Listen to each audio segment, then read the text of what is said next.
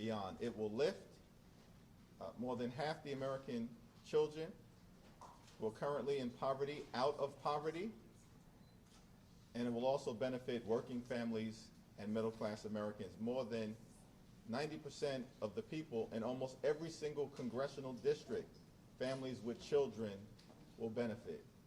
It's transformative, and not a single Republican, not a single one voted for it. And so the reality is that we're continuing to advance the ball on behalf of everyday Americans, and they continue to play games in trying to suppress the vote and undermine our democracy.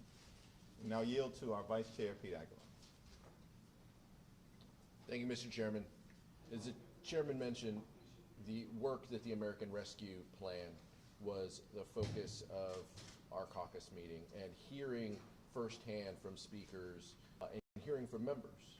Over 200 House and Senate members went to their districts and talked about the child tax credit, up to $300 per child for working families. These are the benefits that have meaningful and lasting impacts for our communities back home. These are the things that our communities are concerned about.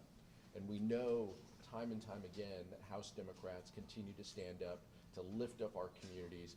We thanked, in the room, we thanked Chairwoman Rosa DeLauro for her years of leadership on this issue.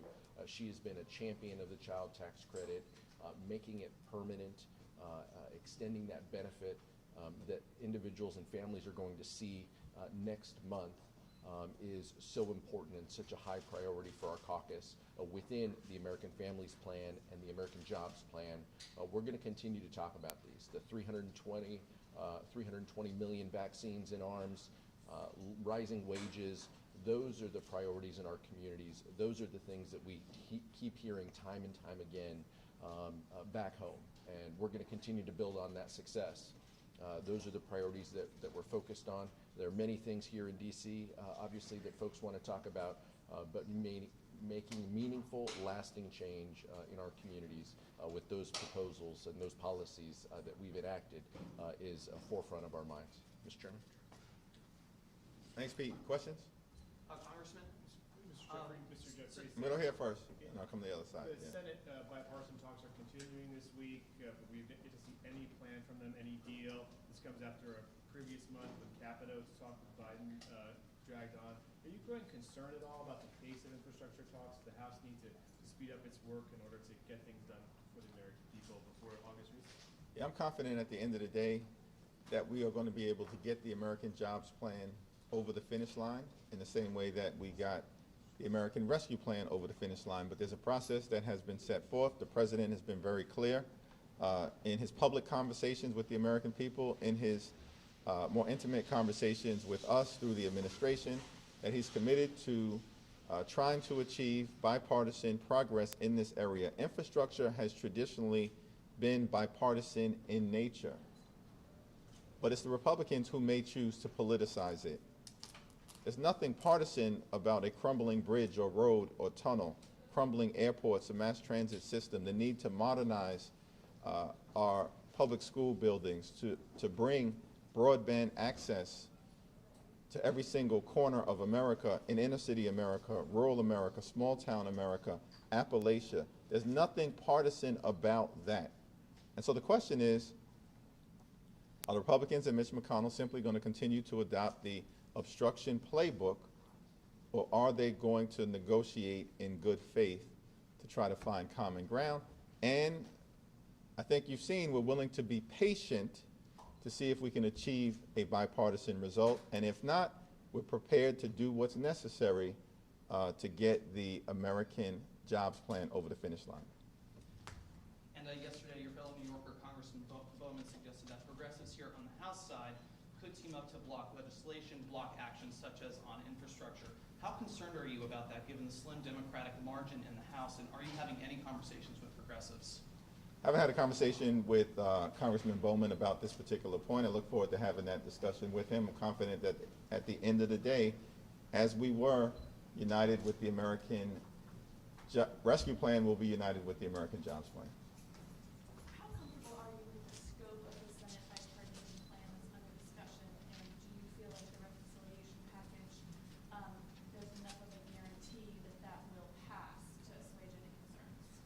we have to see what the ultimate product is before we're in a position to really meaningfully comment. I'll also ask our Vice Chair to weigh in. I think the House Democratic Caucus, the Speaker, and others have been clear that we believe a meaningful investment in the caring economy, in long-term care, in home care, in child care, in caring for our seniors, in health care, is important for the American people emerging from a deadly pandemic, where the President has been very clear that we cannot go back to pre-pandemic normal because pre-pandemic normal was a problem for so many everyday Americans, which is why investing in the caring economy is going to be an incredibly important part of what we attempt to accomplish and will accomplish for the people this year. What the vehicle ultimately is to do that remains to be seen. But we have an ironclad commitment to the American people to meaningfully invest in the caring economy. The Senate is going to take whatever process that they want to take. That's not going to deter us from that commitment that the chairman mentioned. So we're going to focus, and I want to give credit. Next week we're going to have Chairman DeFazio's Invest in America Act on the floor. This was a bill that passed in a bipartisan way out of committee, reducing emissions, reducing traffic, creating hundreds of thousands of jobs. That is the infrastructure focus that our committees continue to work within regular order. Like the chairman said, if there are other vehicles to achieve change in a lasting way, we're going to do that. And so we'll let those conversations play out, but that's not going to stop us from continuing to advance our objectives to create jobs and to help our economies. Thanks, sir. I wanted to ask about the House Judiciary markup today on big tech. I know that you've proposed bills there. So some people are saying that these are the wrong kinds of antitrust reforms. Can you just respond to that? Well, the deck has been stacked for far too long, in the opinion of many of us, against everyday Americans and in favor of some of these gigantic companies that have intensified their concentration of market power, perhaps to the detriment of the American people, of a competitive marketplace, and to the detriment of the public good. But a markup is in place for purposes of being able to have a debate on behalf of the American people, in front of the American people, and I expect that it will be a spirited debate. I expect that all of these bills will pass with bipartisan support. A particular piece of legislation that I'm carrying would simply change the burden requirements, which currently falls on the Federal Trade Commission, to demonstrate that when there is a proposed tech merger, that merger would have an anti-competitive impact. The burden basically falls on the American people through the FTC to prove that something shouldn't happen. That burden is misplaced in the view of many of us. The burden should actually fall on these companies that have an enormous amount of power, wealth, and market concentration to demonstrate that the proposed acquisition should happen and would not undermine the competitive marketplace. That seems to me to be a common sense approach, and it also happens to have bipartisan support. Give us the timeline. What do you think? When should we expect to see some sort of congealing between the House and the Senate on an infrastructure bill? Because we're at this for a couple months now. We're headed to a fall. The government funding, debt ceiling. When should we expect to see that? Well, there's a conversation, I think as everyone knows, that's going to take place this afternoon between high-level members of the administration, Speaker Pelosi and Leader Schumer. I'd expect that we'll get some more clarity coming out of that meeting as to when this is all going to come together. Mr. Chair, everything since that were put in place, Congress put in place since pandemic, the length of votes, the mask mandates, all of it has sort of come back and reverted back to pre-pandemic times. Speaker's lobby opened yesterday. The only thing that's left that's a remainder of pandemic is proxy voting. Are your members open to, when this covered period ends at the end of next week, to coming back to voting in person? Or is there a push from your members to keep proxy voting going? Yeah, I haven't had a lot of discussion with members, and I'll yield to Pete as well on this particular question. I think all along, we've been guided by the public health professionals, by the Capitol physician in terms of what the recommendations are as it relates to the concentration of members or the ability to travel and travel safely, which is what yielded the need to engage in proxy voting in the first instance. And I think the Speaker has been very clear with respect to the covered period being extended, that we're going to follow the public health guidance moving forward. There hasn't been a strong push one way or the other as it relates to proxy voting that I've felt, and I'll yield to Pete to see what his thoughts are on the matter. I would just say that that this has been incredibly helpful, and we know that Republican members have utilized this as well, proxy voting. But I would reject that things have completely changed and gone back to normal. We still have 20-minute votes. We are still being asked to be safe. We are still encouraging folks to get vaccinated, and some of our colleagues on the other side of the aisle have not, and we would encourage others.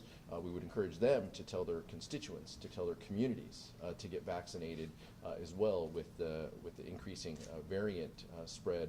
So, we're going to follow the public health guidance, and it has nothing to do with the politics of this place. It has to do with making sure that members are safe, making sure that people can get here and be here and carry on this business.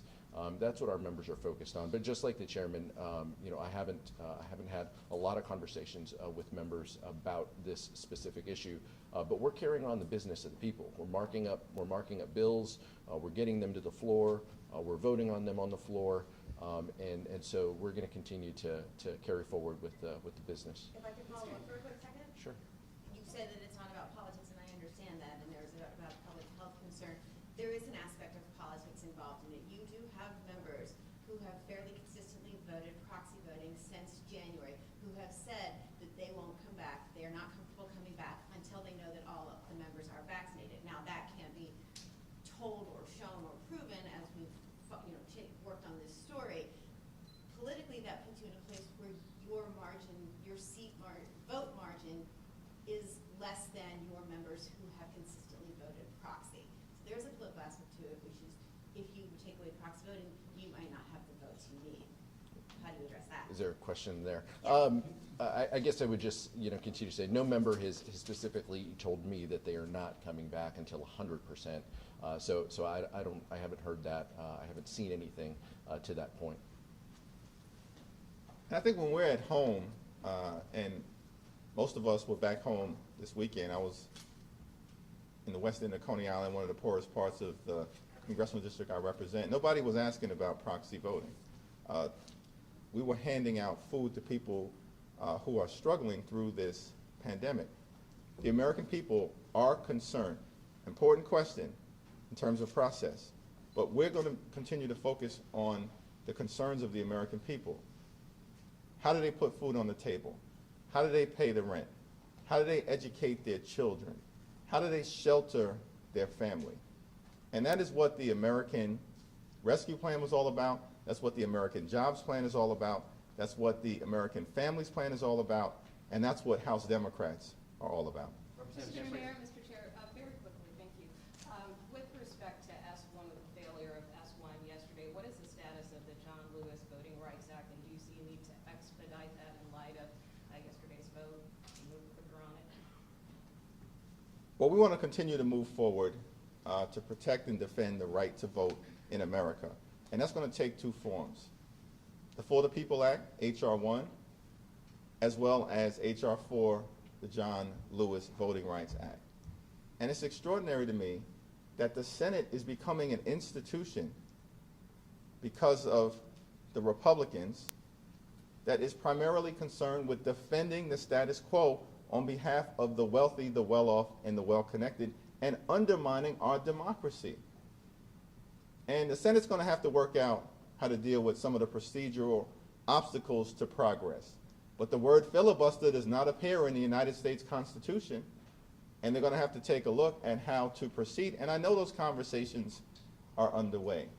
With respect to H.R. 4, Supreme Court was very clear in striking down portions of the 1965 Voting Rights Act in the Shelby County versus Holder decision in terms of what it thought Congress should do in order to make the Voting Rights Act whole.